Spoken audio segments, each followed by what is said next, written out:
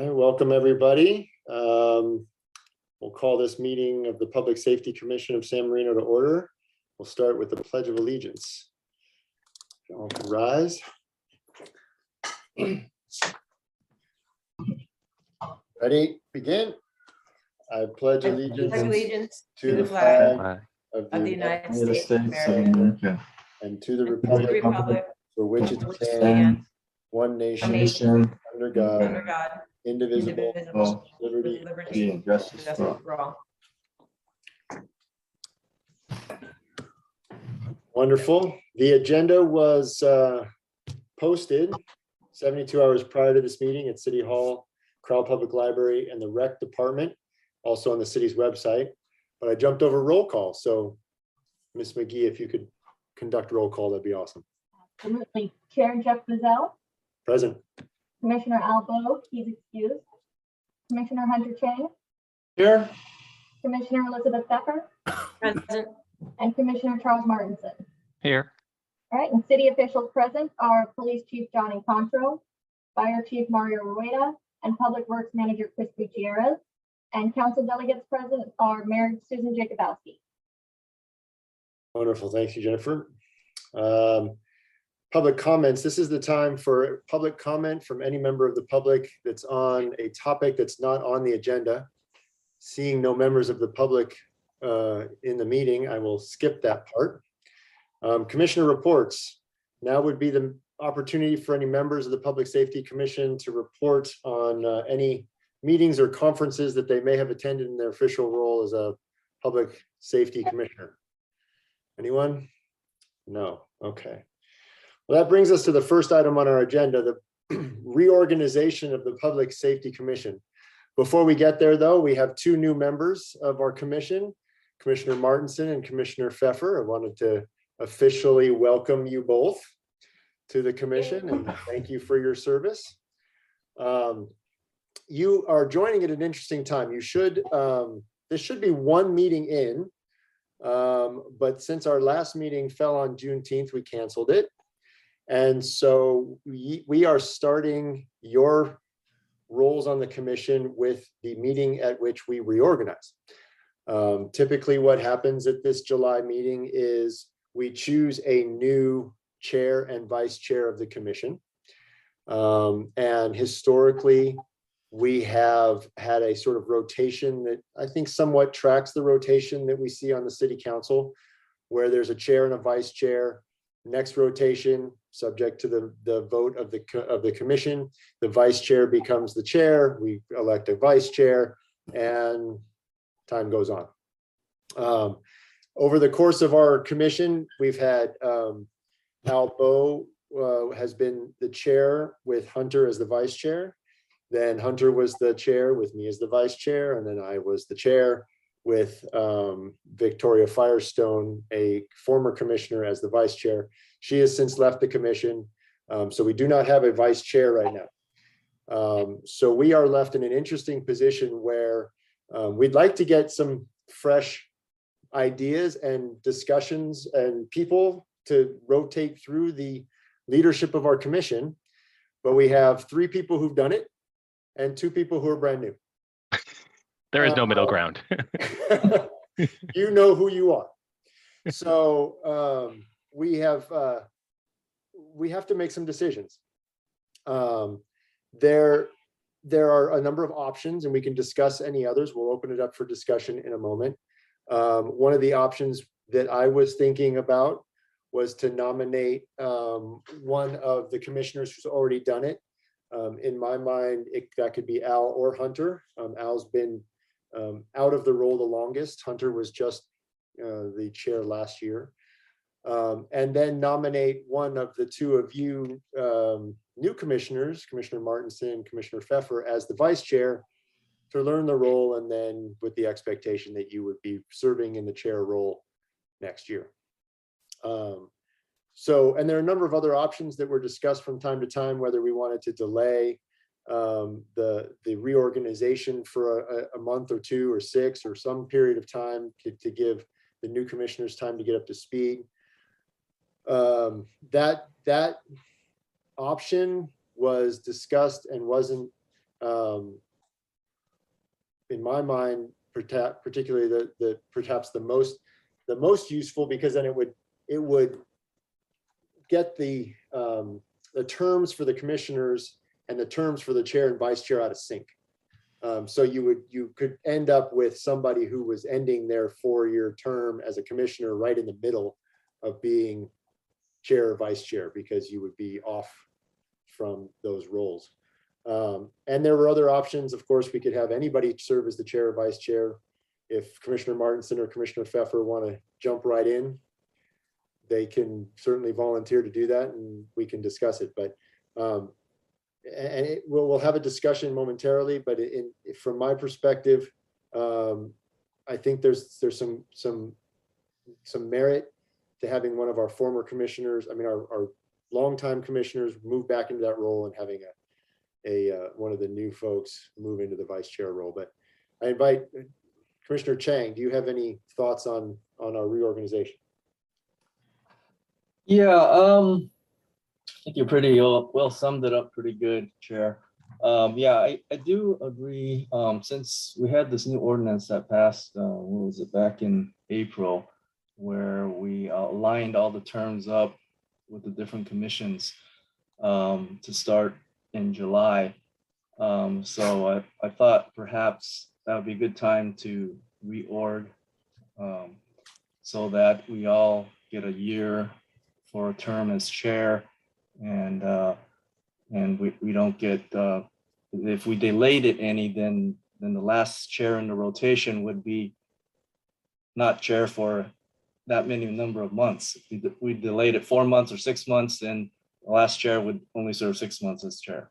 So this way we can all have 1 year of tenure. So from that point of view, I think we should probably start. Chair, you would select the next chair, and then normally the vice chair will select the next vice chair. But since Al's not here, or whoever else, I don't know if we can do that tonight, but that'd be up to you. So I do recommend that we do select someone tonight. And as a point of clarification, Chief Incontra, you might know, as far as appointing amongst ourselves or deciding amongst ourselves the next chair and vice chair, Hunter, Commissioner Chang just mentioned it being sort of an appointment by the chair of the next chair, and then the chair appoints the vice chair. That is one option. Second option is a vote of the commission. For some reason, I thought in my head it was a vote of the commission for the selection of the next chair and vice chair. Do you know, as a matter of order, how that goes? Maybe Chief Rueda can help me, but I think it's just simply a nomination process. That And one a of you vote. nominate a person for the position of chair and vice chair, and there's a vote from each. Okay, all right. That's what I anticipated happening. So I think we'll proceed on that basis. That seems the most fair. Commissioner Pfeffer, do you have any words to say on this subject? No. My first meeting, so I'm just taking it all in. Exactly. Commissioner Martinson, how about you? Just a clarifying question. I mean, Chair, I've seen what you've done, Commissioner, but what does the vice chair do? Like, what responsibility are they taking on? So the vice chair should attend the agenda setting meetings with the chair. So a week before each one of the meetings, we have a meeting with the staff to discuss what should be on the agenda, and to set the agenda and to talk about, things that could be on the agenda this year. I mean, this meeting, next meeting, things coming up, and to step into the role of chair when the chair is absent for some reason. So it's more of a shadowing role and a stepping up when needed kind of role.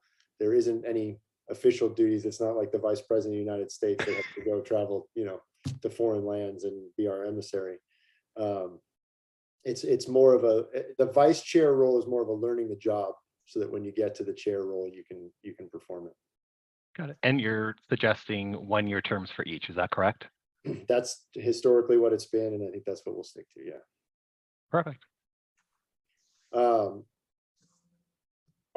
either of you interested, Commissioner Martinson or Commissioner Pfeffer, in serving in the vice chair role? Sure. Okay. Okay. So what we'll do now is we'll move to the portion of the agenda where we nominate. I know Commissioner Bowe is not here.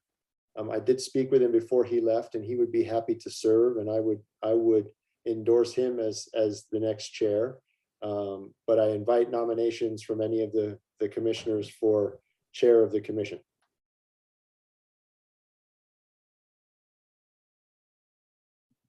And to confirm, you said Commissioner Chang was the most recent to serve as chair before you? Correct. Okay. It seems like natural that Al would be a good person then. Okay. Agreed. So I'll take that as a nomination from Commissioner Martinson. Is there a second? Commissioner Chang, thank you very much. All in favor of appointing or getting him to volunteer to be the next chair of our commission, say aye. Aye. Aye. Any opposed? No. Okay, none being opposed. Commissioner Bowe will be the next chair of the Public Safety Commission. Now we'll move on to the vice chair. Are there any nominations for vice chair?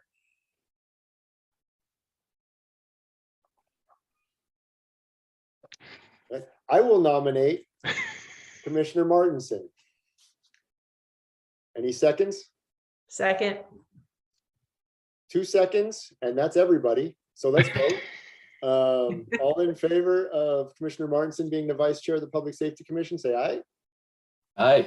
Aye. None opposed, and that carries as well. So congratulations, Commissioner Bowe and Commissioner Martinson. Thank you. As a point of order now, we have some business still to take care of. Al isn't here. Charles is brand new. Didn't see that coming that quickly. I leave it to Commissioner Martinson as to whether he wants to run the rest of this meeting, or I'm happy to do it, and we can have Commissioner Bowe take over as chair at the beginning of the August meeting. I support the latter. Okay, perfect. Thank you. So that being the end of the ceremonial portion of our agenda, we'll move on to new business. Item number 2 on the agenda is the Police Department Monthly Report. Chief Incontro.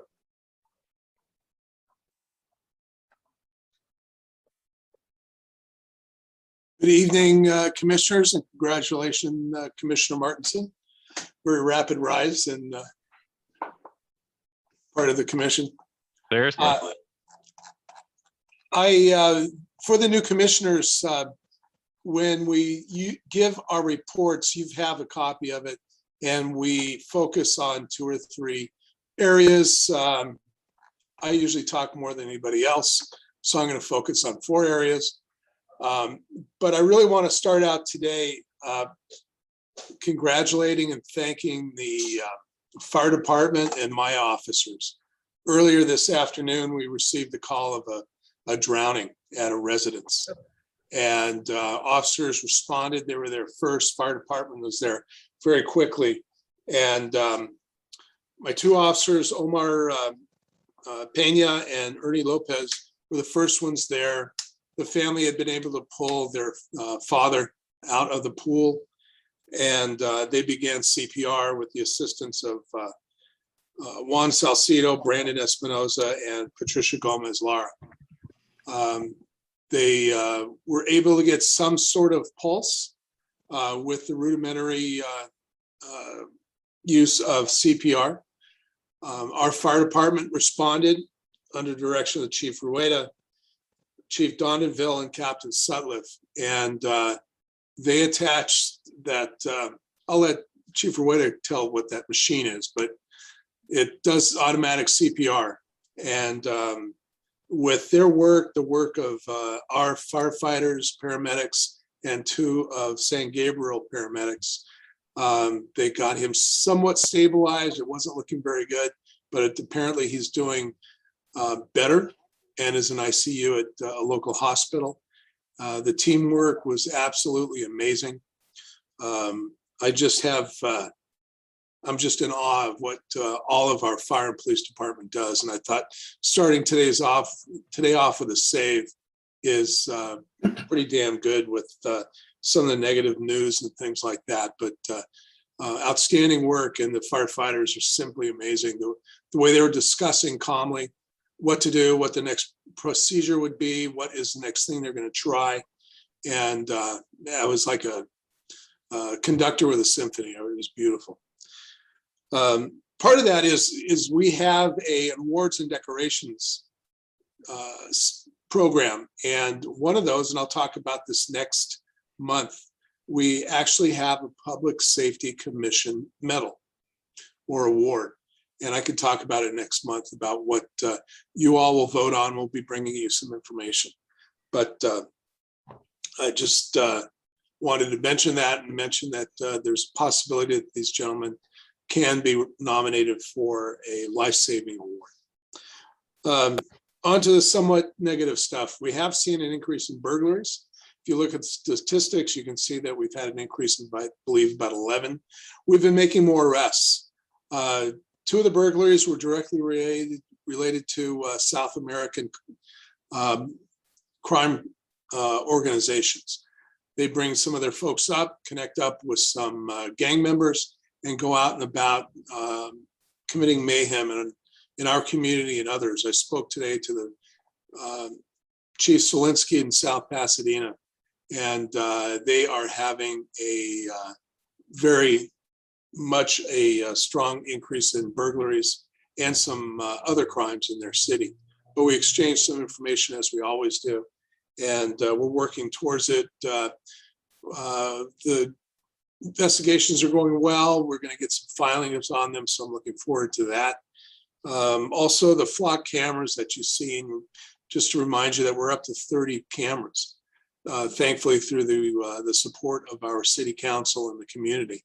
And those cameras identified 41 stolen vehicles. They've also been able to help with not just arrests of stolen vehicles, but wanted suspects, and also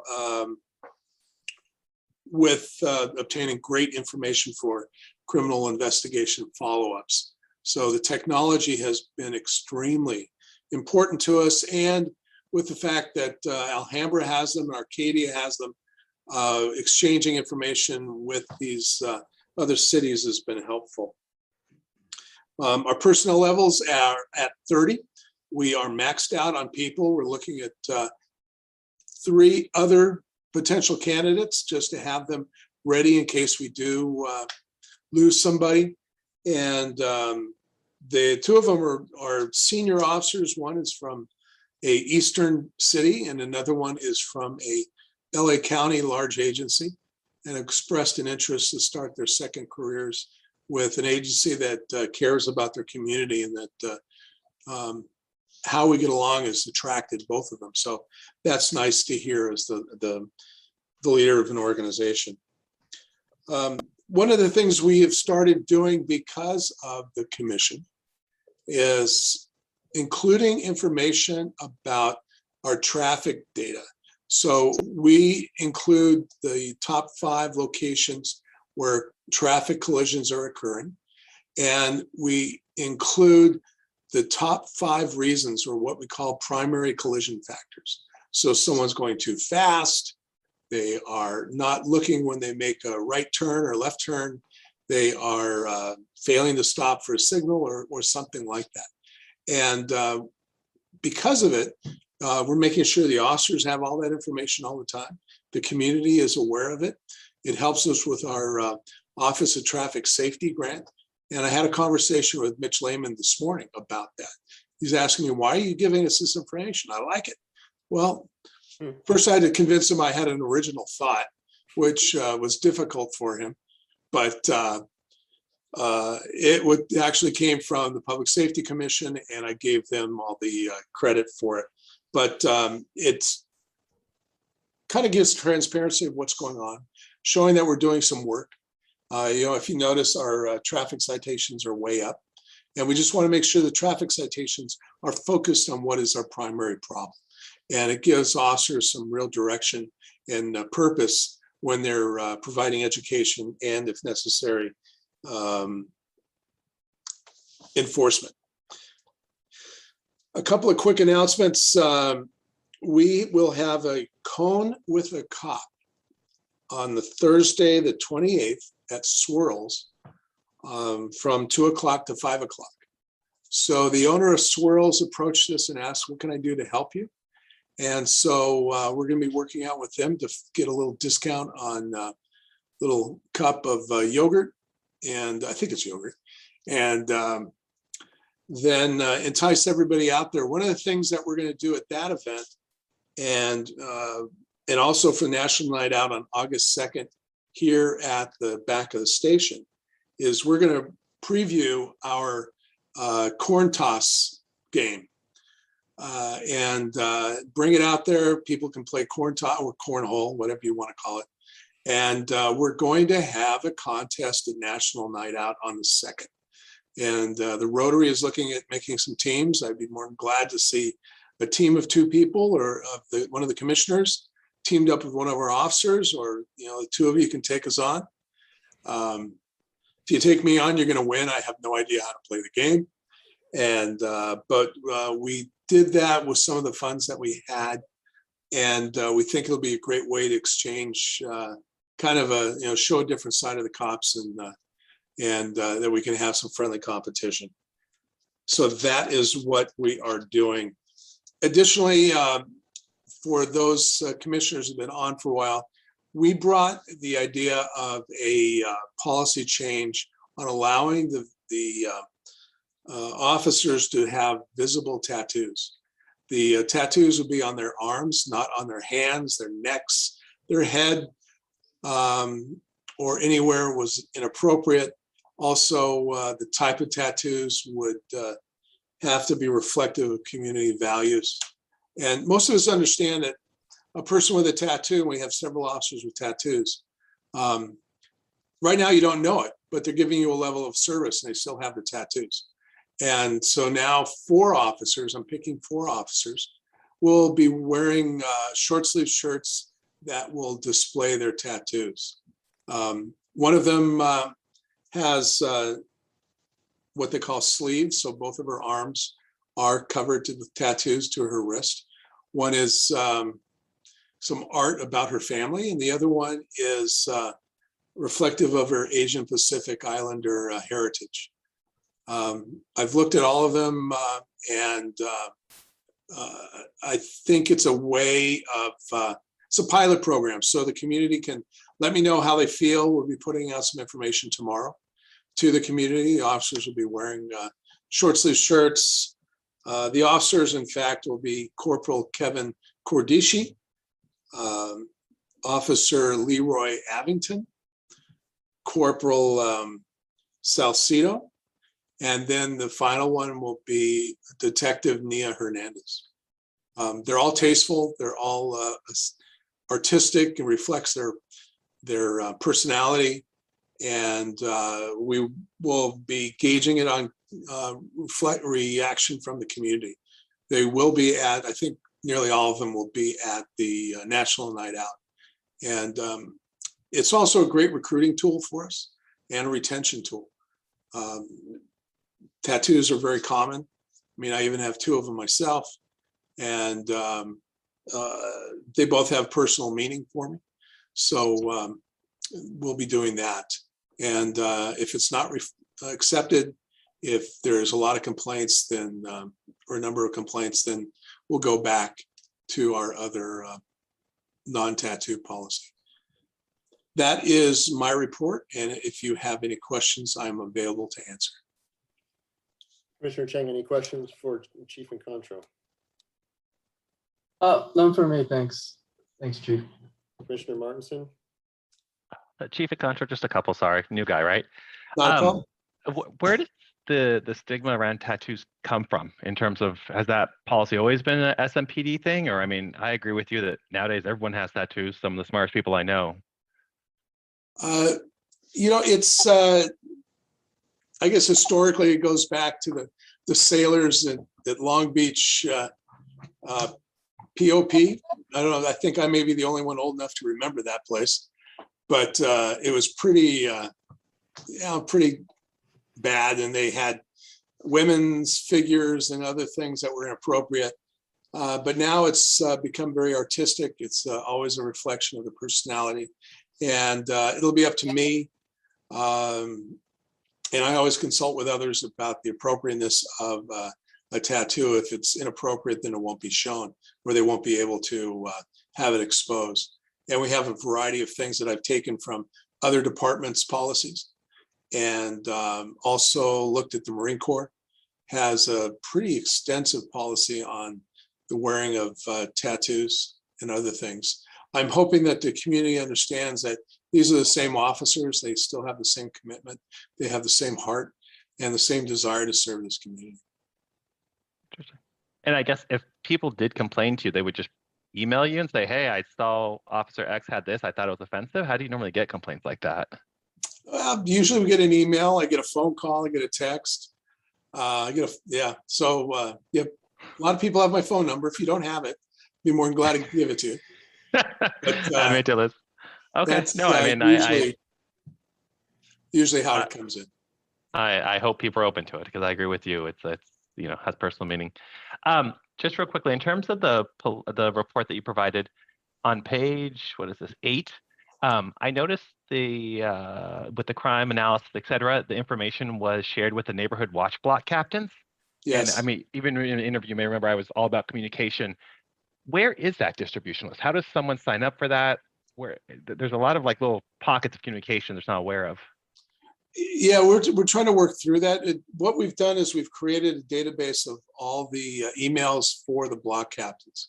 And I believe there's 22, 23 total numbers. And for certain information, we will send it out to the block captains. And we have an expectation the block captains will send it out to people within their group. We are also putting out information on a fairly regular basis on our new Instagram channel that's it's doing pretty well. And that's been helpful. We are always open to new ideas and thoughts on a communication media for us. Okay, perfect. And then just second question is, with the 30 headcount filled, I know it's been a kind of common theme in some of the other meetings I've listened to, the motorcycle cops. Are any of those guys, it's a training hurdle, right, between now and then? Yes, we have 2 officers identified, and they will attend a 2-week training program put on by the Police Officer Standards and Training, which is California standard. The department that handles the licensing of police officers and required training. So they'll have to attend 2 weeks of training.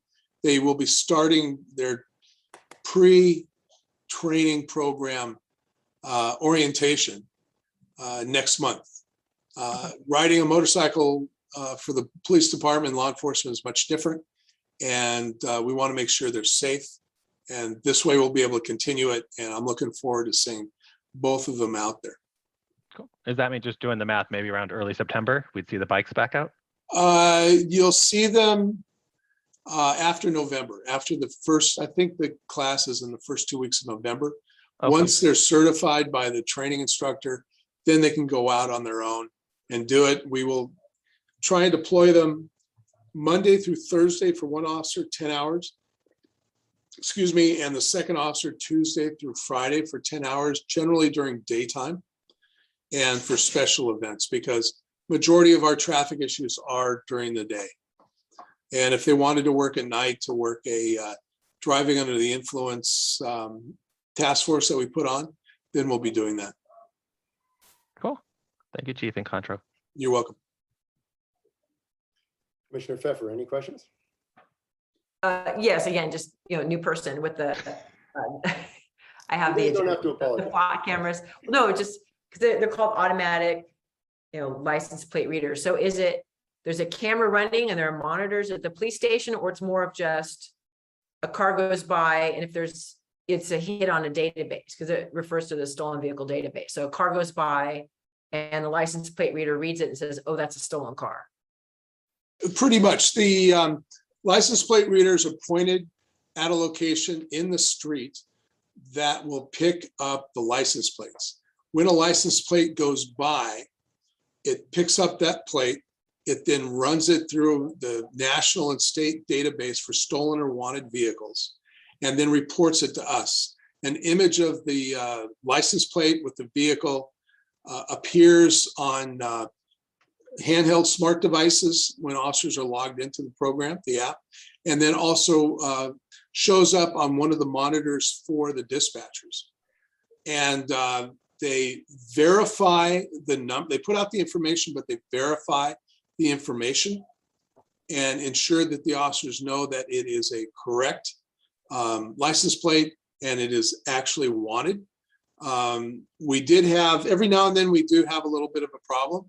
We had one gentleman from Los Angeles that he had reported his car stolen.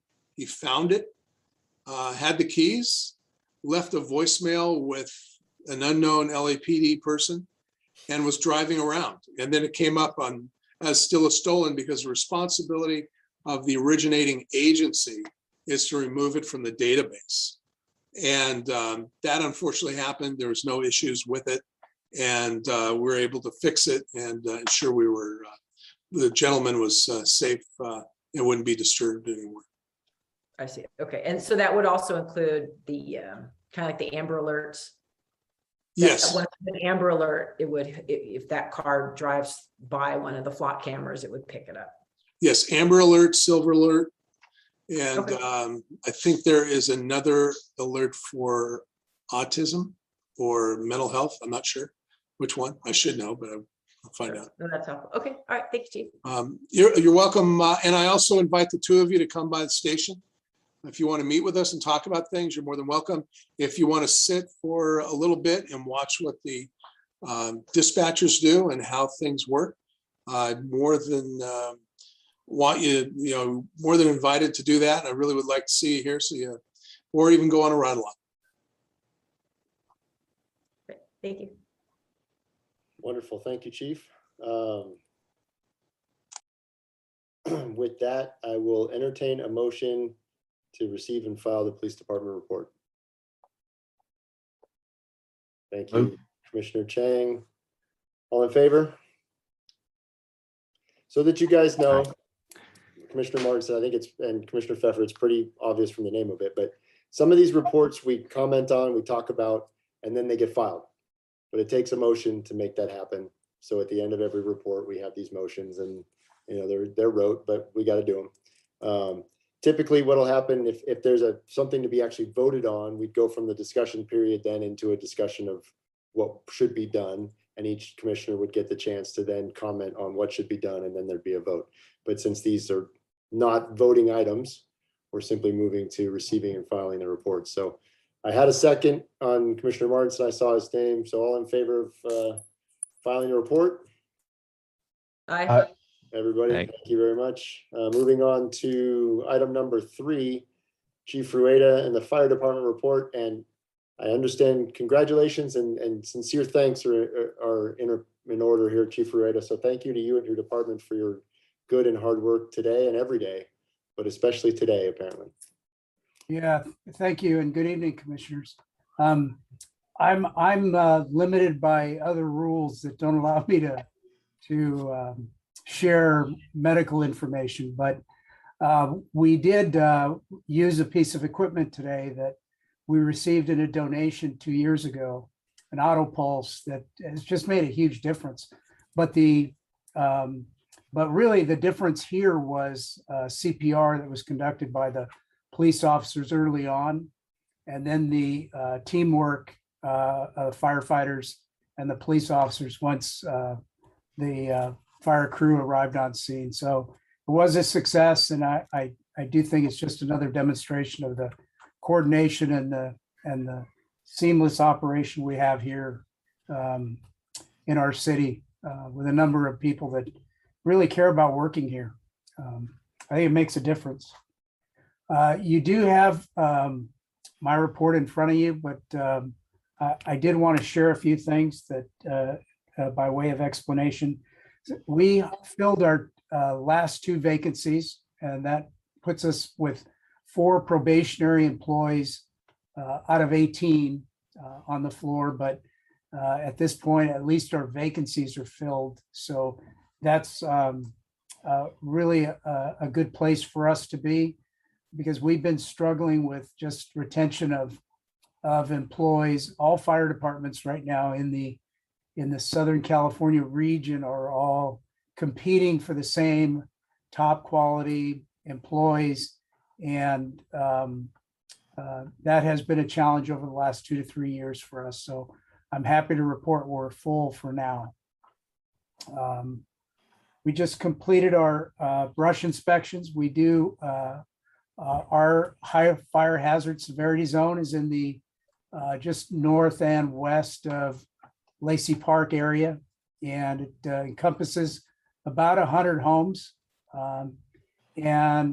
This year we issued 13 notices of violation. We'll be following up with those homeowners, but generally we get very good compliance from the homeowners. We send out a mailer in the middle of May and share with homeowners what the requirements are. And most years we get a very high degree of compliance, and I'm sure we'll get 100% compliance by the completion of these last inspections. We did a beginning of summer safety course for the public and invited them into the fire station. It was well attended. The reason I bring it up is we are on the 28th of July hosting another summer safety course for the Chinese Club. But if any of the commissioners wanted to attend, it's at 6 p.m.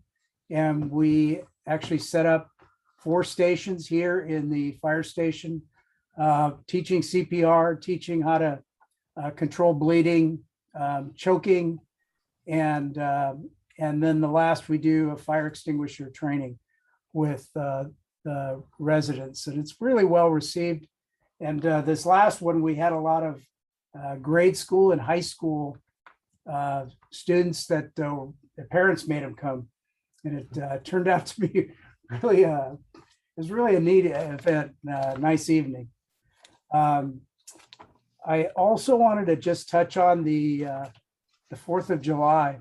So the 4th of July event for us becomes a whole of government response. It may not appear so to the public, but every department is really engaged in ensuring a smooth, seamless, safe event.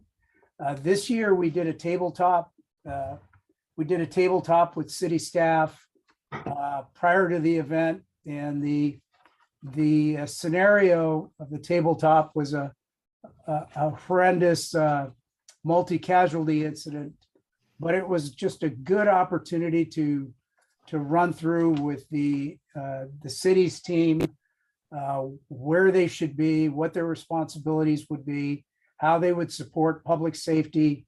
And they also got an understanding how police and fire operate within an event that ends up being a disaster for our city. So it was well received, and I hope it prepared our city, at least our city staff, a little better.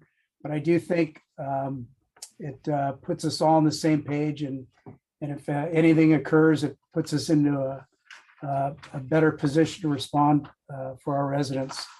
Lastly, we did have a fire in our city last month. It was on California and San Gabriel Boulevard. An unusual set of circumstances where a driver driving on San Gabriel to work actually stopped and alerted the residents that their garage was on fire and allowed them to escape. And this was even prior to the smoke alarms going off, which they did have in their home. But unfortunately, significant damage to the home, but nobody hurt, which was a good thing. That completes my report. I did want to offer an orientation to the new commissioners. It may involve potentially up to 3 to 4 hours, because we'll take you for a tour of the San Gabriel Valley, and then look at our dispatch center that we contract with, and allow us to just share with you maybe an understanding of how the fire service operates. Because I find that many people that aren't in the industry find it a mystery what goes on and how things actually happen, and all the things that we do. So hopefully it'll give you an idea of the business that we conduct and how that gets done. But I can send you out some dates, and maybe we can find something that fits. And I think you'll find it enjoyable. And that concludes my report. I'm available for any questions you might have. Thank you, Chief Rieta. And I strongly endorse both Chief Incontro and Chief Rueda's tours of their facilities, especially the San Gabriel Valley tour and the tour of the dispatch center. It's very interesting. We did it long ago, but it's still very vivid in my mind because it was that interesting. So if you guys do have the time, I recommend you do it. Commissioner Chang, do you have any questions for Chief Rueda? Yeah, I'd just like to second what the chair said about the orientation tours that the chiefs have so graciously offered.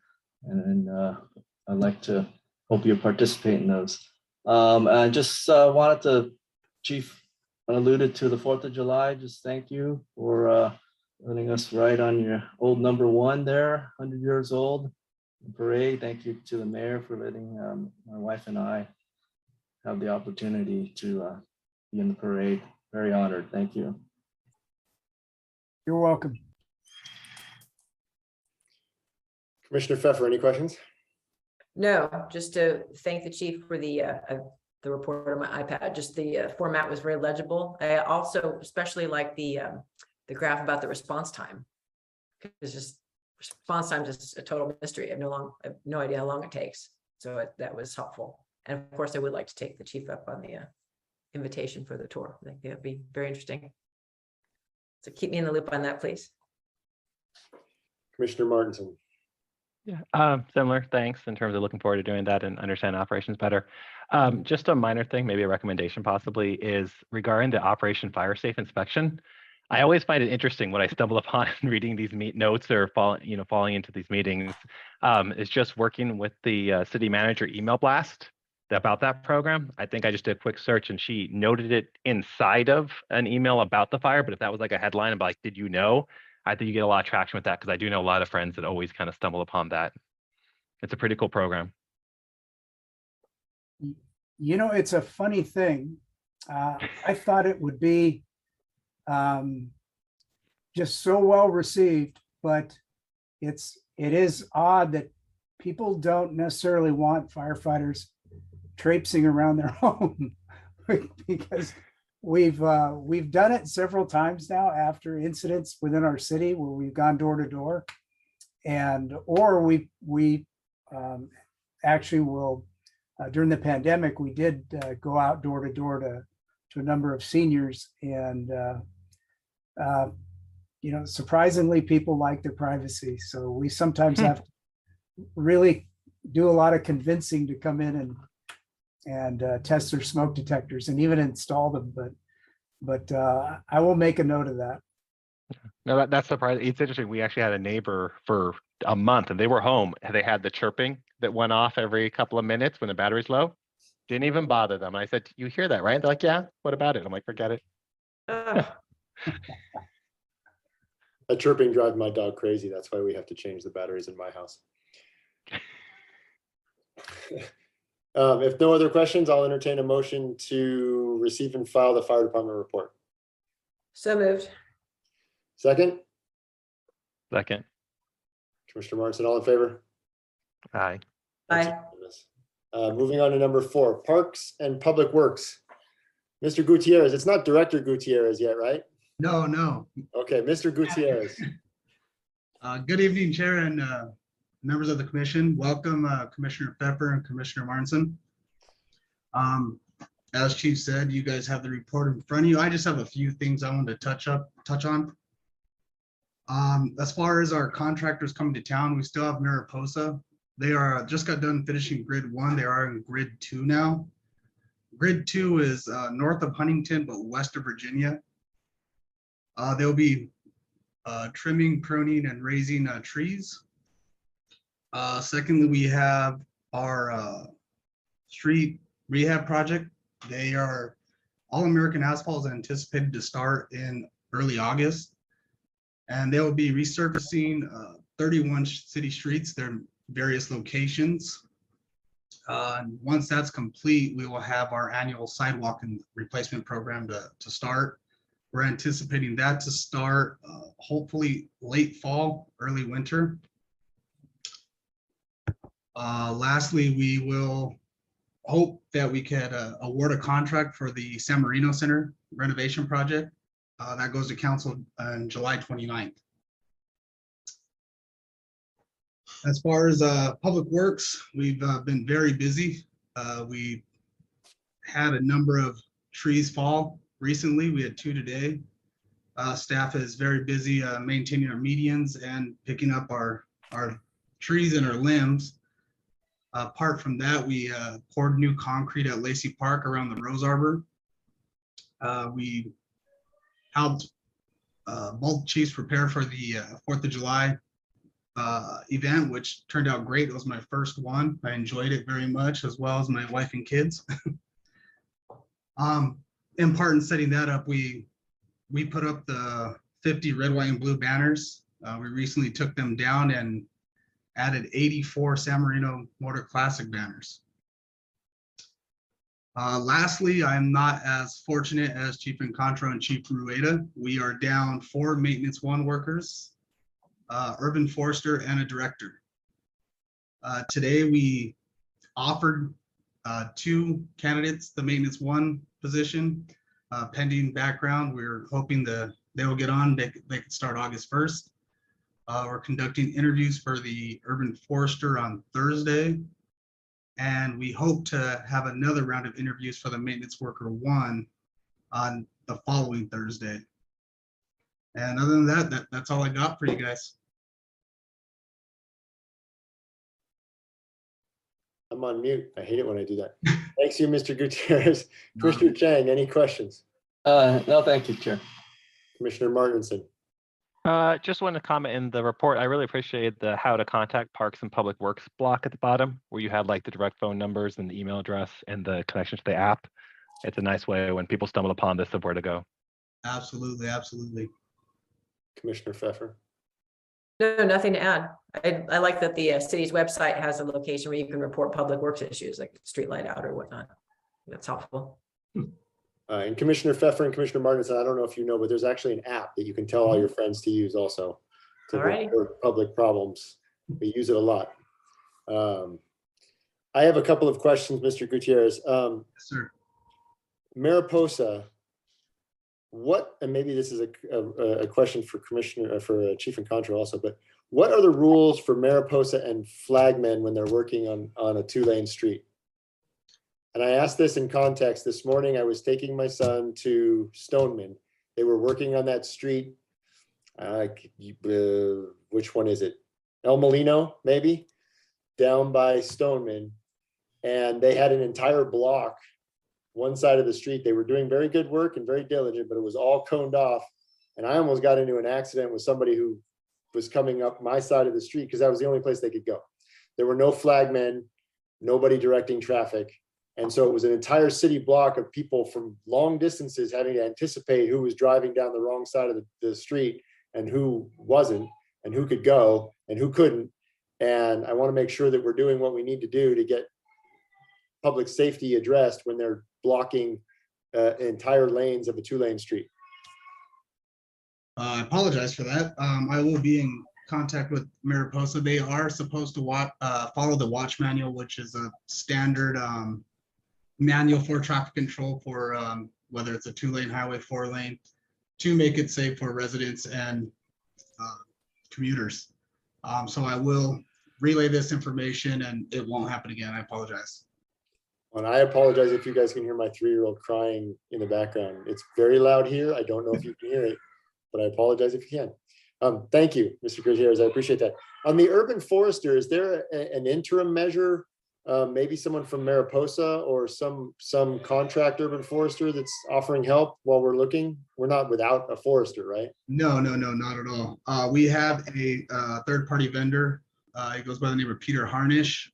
We have a certain amount of money set aside for him, and myself and the community services department, we use them for different issues and things we have going on. Okay, I was concerned when you said we don't have a forester and 2 trees fell yesterday. Those 2 things seemed like they might be overlapping, but if they're not, then that's good. On Lacey Park, question for you. What's happening with the old bathroom? So that is still in the works. I know the previous Director Throne had plans for it, but at the moment, I couldn't tell you. I don't know what the plans are. Okay. Second question, I think a budget item got approved for this. If not, I apologize. But I think that the budget item for a new playground was accelerated to this fiscal year. Is that on your list of things to do? Yes, sir. Okay, what's the completion date for that? Do you know? So we're looking to start it. We're gonna let the summer pass, and we anticipate looking at purchasing hopefully in the fall and have it installed by spring. Again, we're down a number of employees, and that would be a difficult task for us to give you a legit time frame. So I'm hoping by the spring, but I can't make any promises. Okay, perfect. I don't have any other questions, so I will entertain, unless there are other questions from other commissioners, I'll entertain a motion to receive and file the Parks and Public Works Department report. Thank you, Hunter. Second, Second. Commissioner Martinson, thank you. All in favor? Aye. No opposed, so that carries. Moving on to number 5, approval of the minutes. I have a question. Maybe this is for Chief Incontro, maybe this is for Ms. McGee. There are only 3 commissioners left who were at that meeting on May 2nd, and only 2 of them are here. Does that matter when it comes to approving the minutes from that meeting? My best guess is, if Chris, the city clerk is on, Ms. she can Baker, answer that hello. question. So I will defer to the expert. Wonderful, thank you. Thank you, Chief. Yes, so even actually it's part of my training that you all are about to get, but even if you are not at a meeting, you can still approve the minutes for a meeting. Okay, So you are okay. okay, thank you. And that tells me where I go on number 6, but thank you for that. So for number 5, do I have a motion to approve the minutes from the May 2nd meeting? Commissioner Chang, thank you. Second? Looking at you 2.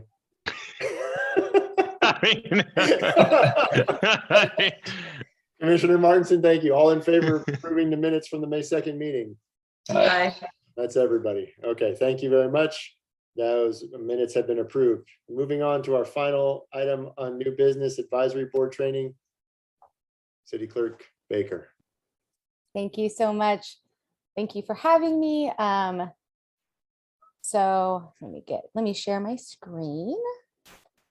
Bring up, oh, Jen, can you please enable so I can share screen?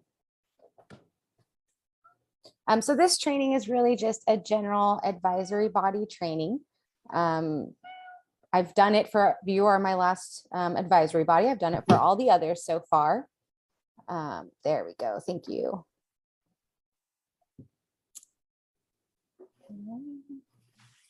Okay. So like I was saying, it's a general advisory body training. I'm going to go through, if you have questions throughout, please feel free. I do have a few spots throughout the presentation for questions, but feel free to jump in and ask me if you have any questions.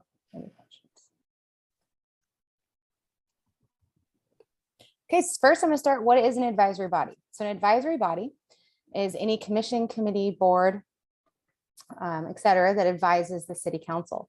Advisory bodies are established by the city council. Members are appointed by the city council, and members serve 2 to 4 year terms, depending on the body. They are limited to 2 consecutive terms. DRC actually gets 4. And then you have the ability to serve 2 additional terms after a 2-year break. Terms start on June 1st. Annual recruitment begins March or April, and then we fill vacant spots for advisory bodies as they come up. Each of our advisory bodies do have 5 full members. Planning Commission, DRC, and the Library Board of Trustees also have 2 alternate members. Advisory bodies meet at least monthly. And this is a big important part. You know, if there's absences, that means no quorum and a meeting can't be held. So it's really important that we're attending all these meetings. And specifically for you guys, the PSC is the Public Safety Commission. In our code, it does state that public safety commissioners are allowed 2 excused absences per fiscal year, and no unexcused absences are allowed. So if you do run into more of that, then there's a chance that the city council could choose to remove you from the board. Now, of course, if there's extenuating circumstances, all of that will be taken into account, but I did want to highlight that for you all. The city has 5 advisory bodies. We have the Planning Commission, the Library Board of Trustees, the Design Review Committee, the Public Safety Commission, and the Recreation Commission. What does an advisory body do? The advisory bodies are another ear for council. They're a forum to encourage additional citizen participation. They allow for in-depth analysis of specific issues, while at the same time providing a broad perspective on focus topics, since we have so many different people looking at it. And they give advisory recommendations to the council. In San Marino, we have 2 types of advisory bodies. One is just purely advisory, and that the Public Safety Commission is a purely advisory body. Then we also have advisory and quasi-judicial. Planning Commission and Design Review Committee are the quasi-judicial bodies. This means that they can actually make decisions and rulings that are enforceable. What advisory bodies do not do? They do not make citywide policy. They do not direct budget decisions. They do not impact operations, and they do not direct staff. These responsibilities are either the city councils or the city managers. Member requirements. So those of you that just joined us, these are probably fresh in your mind. Each advisory body member must take an oath of office, and they must complete a Form 700. You have to do that within 30 days of being appointed, and then you'll do it annually thereafter, and you have to submit those by April 1st. I am the filing commissioner, the filing officer for the Public Safety Commission, so you'll always be turning those into me. And then we also have an ethics training requirement. You have to complete that within 1 year of appointment, and then biannually thereafter. And I'm going to read this quote. I think it's important. Ethics laws create a floor for public officials' conduct, not a ceiling. So what you're seeing in your ethics training and ethics laws that are out there, that's the place to start from and go up from there. Good advisory body member working relationships are really important. So this is the relationship between the members of the Public Safety Commission. You want to always show respect for each individual's viewpoint, allow other members adequate time to present their views fully before making comments, be open and honest at all times, and recognize new members and see that they are made welcome and receive assistance in being acquainted with their new duties. There's also council liaisons. So council members serve as liaisons between the advisory body and the council, and this is to help ensure better communication and for council members to provide any relevant context. It's important to remember they are not members of the advisory body. They do not get to vote. They don't get to make decisions. They're here to help provide additional information. I have the listed down there of who the current delegates and alternates are. For the Public Safety Commission, the delegate is Mayor Jakubowski, and the alternate is Vice Mayor Talt. And these are typically changed each January. In December, we do a council reorganization, and then in January, council typically pass appointment list, and these are updated based on that. And then we also have the staff liaison role. So staff does provide administrative support. This is agenda preparation and taking minutes. They do ensure meeting compliance, advise advisory body members, provide any technical expertise, act as a conduit of communication for either stakeholders, community members, the council, present the advisory body recommendations to the city council, and they do deserve to be treated and respected as professionals. Staff liaisons do not work for the advisory body, do not provide full-time support, and do not provide individual reports, favors, or special consideration to members. All right, any questions on that? That was pretty quick, pretty high level. Let's see, anybody? No? Okay, I will move on to the next section. Now we're going to talk the Ralph M. Brown Act. So this is all about public and open meetings. I'm going to read these two bolded sentences because I really think they're important. So it is the intent of the law that their actions be taken openly and that their deliberations be conducted openly. The people in delegating authority do not give their public servants the right to decide what is good for the people to know and what is not good for them to know. So really the heart of the Brown Act is that all meetings of a legislative body and any of their advisory bodies beneath them of a local agency shall be open and public, and all persons shall be permitted to attend any meeting of the legislative body of a local agency. Again, all action of the legislative body shall be taken openly and that the deliberations be conducted openly. Note, this also includes posts on social media and group or serial text messages.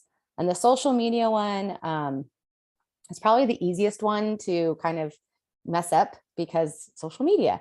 So, and it's also different in that everywhere else, when it comes to the Brown Act, 3 members of a body meeting, whether through text or meeting in person, that constitutes a meeting. On social media, it's just 2. So if one of your members, one of your commissioners posts something relevant to the Public Safety Commission on Facebook, and then a second one comes and like it, that's a Brown Act violation. So my recommendation is just to kind of avoid interacting on social media with each other, anything that could be related to Public Safety Commission. All right, what are the essentials for an open and public meeting? The meeting must be publicly noticed. The agenda must adequately describe the items to be considered.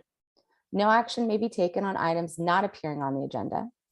And members of the public must be given the opportunity to address the body before or during consideration of the item. City Council also has the opportunity for closed session in specific cases, but it doesn't apply to boards and commissions. All right, what is a meeting? So I talked about a little bit the 3, and then social media posts, it's 2. So a meeting includes any congregation of a majority of the members of a legislative body at the same time and place to hear, discuss, or deliberate upon any item that is within the subject matter jurisdiction of the legislative body. And for you guys, that's a lot. There's a lot of different things that fall under. So just really keep that in mind.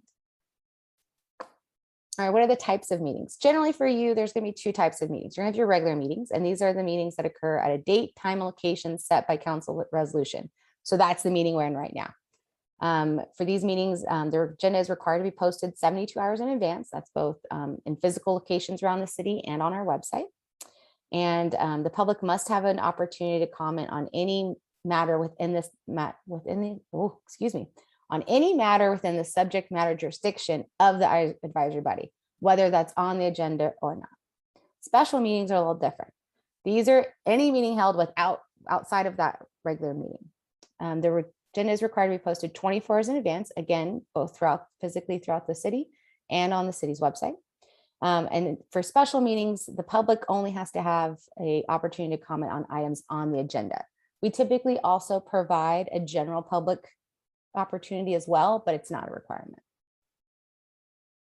All right, every rule has an exception, and here are the exceptions. These are meetings that are not meetings.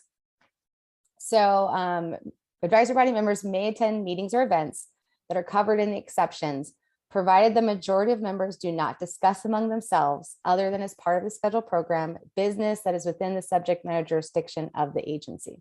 So the circle to the left kind of has some different examples. So if you're all at a conference together, try and avoid gathering the, 3 or more of you together and looking like you're talking. But if you're all there, that's not going to be a meeting. If you're at a city event, if you're all at 4th of July, that's not going to be a meeting. If you're at a city council meeting because you're there to speak on something that the Public Safety Commission has raised up, that's not going to be considered a meeting. But just always keep in mind, remember the ethics laws or the floor. that try and avoid that perception that maybe you guys are talking and stuff like that. So just always keep that in mind whenever you're gathering. What are not exceptions? So informal gatherings are not an exception. So you can't go grab coffee if there's 3 of you and have a conversation. That would be a Brown Act violation. There's also these things called serial meetings. And for me, I'm a visual person. So these 2 graphics at the bottom kind of help explain it to me. So the common ones are a daisy chain. And this is where you'll have member A talk to member B, then B talks to C, then C talks to D, and D talks to E. So there hasn't been 3 that have talked, but you've all essentially had the same conversation and shared the same information. That's not allowed. Then there's also the hub and spoke. That's where maybe you have 1 person that talks to every other individual. And so you're only 2 discussing, but at this point now you've all had the same discussions and have all gotten together. So that's another one to just be very careful. And these would be in violation of the Brown Act. Right, meeting agendas and minutes. So I've talked about agendas a little bit. Regular agendas have to be posted 72 hours prior to the meeting. All materials must be made available to the public. Minutes are the official public record of actions. Here in San Marino, we do action style minutes, so not verbatim or summary. So in these minutes, you'll see just the motion, what the votes were, what happened, and then that's it. There's no conversation that gets added in there. We do record all of our meetings. We use these to compose minutes, and with the times with Zoom and all of that, we now post those. We can also post videos to our website so that the public can come back and see it at a later time. And here we go, bullet point, you can approve minutes even if you were not at that meeting. So look at that, I already used it today. There are some noticing requirements. Agendas must be posted in a place freely accessible to the public. Here in San Marino, we post them outside City Hall. We post it at the Stoneman Building where the Recreation Division is, and we post it at the Crowell Public Library. They must be publicly posted in advance of the meeting. So again, that's that 72-hour or 24-hour, depending on the meeting type. And they must specify the time, date, and location. So right now, all of our advisory bodies are meeting via Zoom. So they all say teleconference, but someday when we go back in person, they'll list the location. And they must be provided to each member of the advisory body, the local media, and to any person that asks for it. So for instance, for me, for City Council, I have a list that I copy and paste every time I send out an agenda to the public that I send it to. Posting time for meetings, again, regular meetings are 72 hours, special meetings are 24. There are a thing called adjourned meetings. I don't think that or continued hearings will likely apply to you guys. Again, every rule has an exception. So there are approved actions that you can take for non-agenda items. The rule was that you can only take action on items on the agenda. Well, here's some things that you can do for non-agenda items. You can briefly respond to statements made or questions. I often see this during public comment. If you want to clarify something or ask a public comment, ask a question for clarification, just to make sure you have it right. You can give a brief announcement if there's a conference you went to or something that you've seen and you just wanted to make an announcement about that, you're welcome to do that. You can make a report on his or her own activities. You can provide a reference to staff. And you can also direct staff to report back to or place the matter of business on a future agenda. But the important thing to remember is that that's as staff time permits. So you can't say, bring this back next meeting. You can say, bring this back as soon as you can. It'd be great if it's next meeting. And if staff's able to do that, then they certainly will. But that's back to the advisory bodies don't direct staff item. All right, this is a big section, rights of the public, right? This is really what the Brown Act is trying to get at. All persons shall be permitted to attend any meeting of the legislative body of a local agency, and that includes its advisory bodies. Members of the public cannot be required to provide their names or any other information to attend a meeting. Often during public comment, we do ask people to state their name and address. That's for our reference, but it's not a requirement. So if they don't want to do that, they do not have to. Meetings cannot be held in a facility that prohibits attendance based on race, religious creed, color, and national origin, ancestry, gender, or is inaccessible to the disabled. I think nowadays the inaccessible to the disabled is probably the primary one that we look at. And the public has a right to record all public meetings. I was a little shocked the first time someone came to a council meeting with a GoPro strapped to their chest and just stood there the whole time and recorded it. But they're allowed to do that. Agendas and other writings distributed to the majority of the body must also be made available to the public.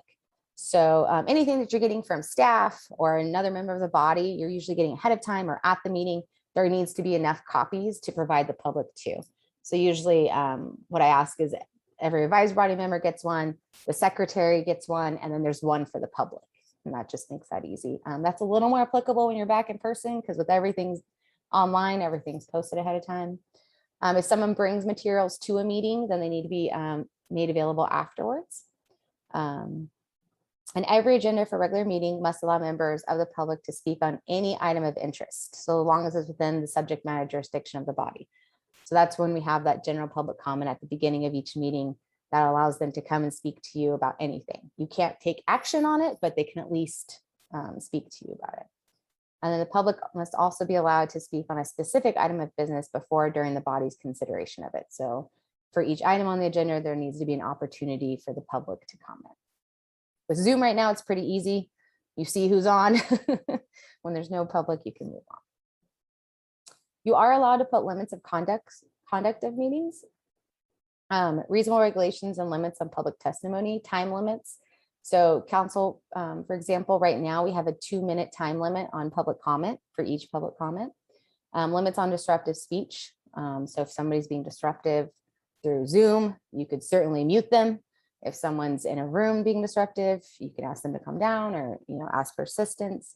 If they're whatever they're talking about isn't relevant to your advisory body, you can ask them to bring it back. And then you can also put limits on what time you'll take up the last item. And then this is kind of an important note to remember to leave the premises when the meeting is over. We don't want to get into an instance, and this again is more relevant when you're in person, but where the meeting is adjourned and then you guys kind of linger and talk amongst yourselves. And it's like, is the meeting still going or is it not? So again, we want to avoid that perception. Violating the Brown Act, there can be criminal action and civil remedies. It can be a misdemeanor if willful intent to deprive public of information. District attorneys or any interested party can pursue civil remedies. It can invalidate any action that's taken. This is probably more towards Planning Commission and DRC, who are those quasi judicial bodies. But there are penalties for violating the Brown Act. Any questions on the Brown Act? Nope. Head shakes. Okay. Last section, but not least, meetings that work. So this is probably most helpful for the new folks. Okay, meetings that don't work. Meetings that convene late, when members don't arrive on time, meetings that run too long, if there's constant interruptions, where no decisions are really made and nothing gets done, if there's chronic absenteeism, so a meeting can't even be held, or when just you're in person, if the accommodations are even uncomfortable. So what is the role of the chair? And this is kind of going back to Vice Chair Martinson's questions. So the role of the chair: 1, convene the meeting on time, stay on the agenda, keep the meeting moving forward, keep control of the meeting, encourage participation from all members, listen before stating your position. Typically, the chair is the last person that will state their position, and then monitor for any follow-up assignments. What are the responsibilities of a member? Again, arrive on time, listen to everybody, wait to be recognized by the chair before speaking, be prepared. This includes, making sure you're reading through the agenda and any materials that are provided. Be respectful of others, your fellow advisory body members, staff, anybody coming for public comment. Focus your remarks to the decision at hand. Sometimes you may not agree with the decision that was, made on the item before, but, try and be a duck and let that roll off your back and focus on this item.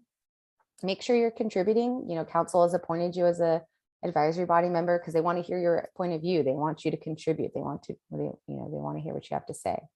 And then make sure you commit and follow through. Parliamentary procedures, the really fun stuff here. So we use modified Rosenberg's rules.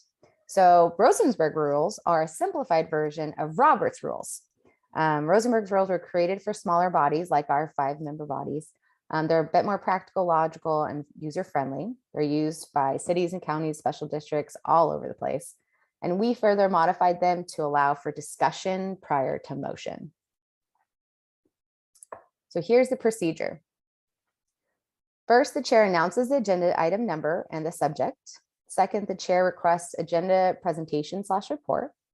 Then the chair will ask if members have questions regarding the item. Then the chair will ask for public comment. Next, the chair opens discussion of the item and checks with each member.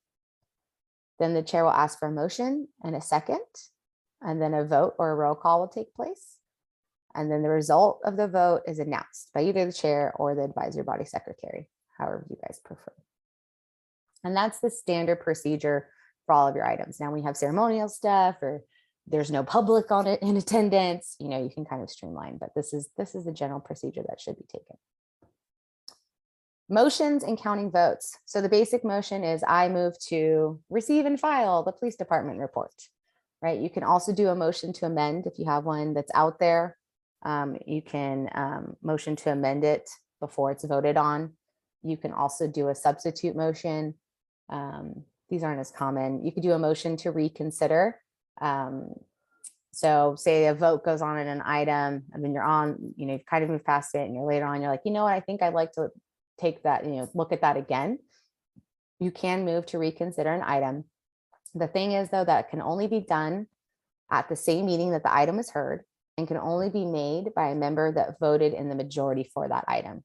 So if it was 3-2-4 and it passes, and one of those threes is like, I'm not sure I'm happy with that vote that I made, they can motion to reconsider.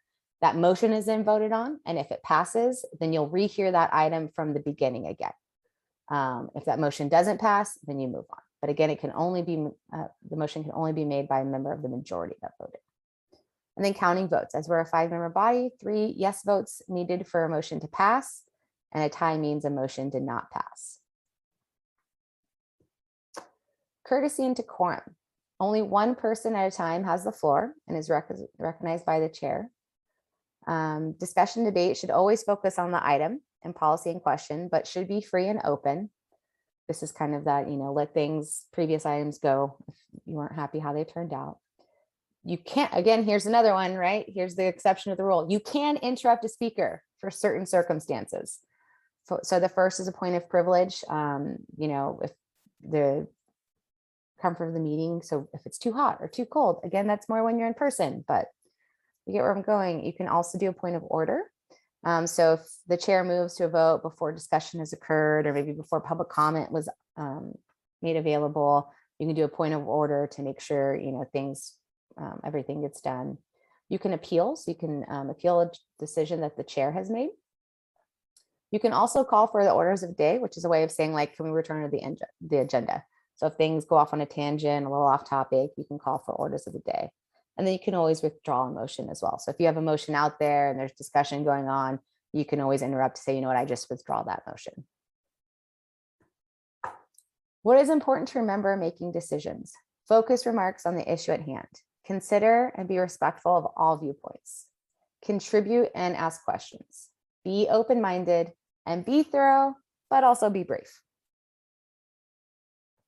When to recuse yourself, this is probably also something that's may not be seen for you guys too much, but if there's a possible conflict, then you should recuse yourself. That means do not vote. A conflict exists when a position you hold influenced your government decision. So maybe you have a business in San Marino and some street changes could impact that, but you're not really. So kind of, you know, I don't see this happening too much for you guys. You could always consult your staff liaisons and the city attorney's office if you guys ever are questioning that. If you're something, you know, shouldn't be making a decision or shouldn't be voting on something. Planning Commission and DRC, this is much more relevant for those folks. Any questions? I know it was kind of quick and dirty, but here's my contact information. I know the new members, definitely, I sent you all out the advisory body handbook.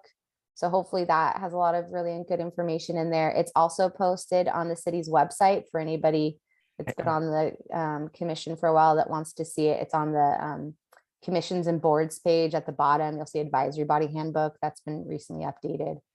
And if you guys have any questions at any time, you're always feel free to reach out to me. And if it's something I can't answer, then I'll reach out to the city attorney. And if it's something he can't answer, then we'll probably tell you to ask your lawyer. But we're always here to help if you guys need anything. Thank you, Ms. Baker. Very,